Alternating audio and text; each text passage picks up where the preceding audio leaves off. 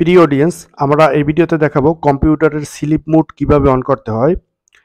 কম্পিউটারের sleep mode কি? কম্পিউটারের স্লিপ মোড হচ্ছে আপনার কম্পিউটারটি রানিং থাকবে, সচল থাকবে, কিন্তু আপনার যে স্ক্রিনটি সেটি অটোমেটিক লাইট অফ হয়ে যাবে নির্দিষ্ট একটি সময়ের পরে। তো এটি কিভাবে করবেন? প্রথমে এখানে সার্চ অপশনে গিয়ে আপনারা লিখবেন কন্ট্রোল প্যানেল। কন্ট্রোল প্যানেলের উপরে ক্লিক করবেন। ক্লিক করার পরে উপর দেখতে পাচ্ছেন সিস্টেম অ্যান্ড সিকিউরিটি, এটার উপরে ক্লিক করবেন। ক্লিক করার পরে এখানে দেখতে পাচ্ছেন পাওয়ার অপশন, এটার উপরে ক্লিক করবেন। ক্লিক করার পরে এখানে দেখতে পাচ্ছেন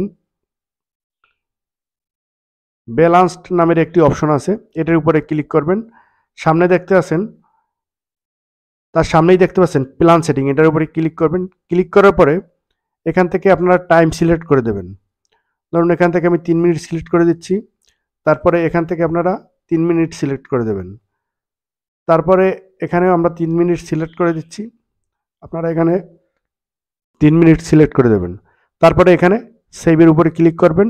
আপনাদের কিন্তু কম্পিউটারের স্লিপ মোড অন হয়ে যাবে। ধন্যবাদ। সকলে ভালো থাকেন, সুস্থ থাকেন।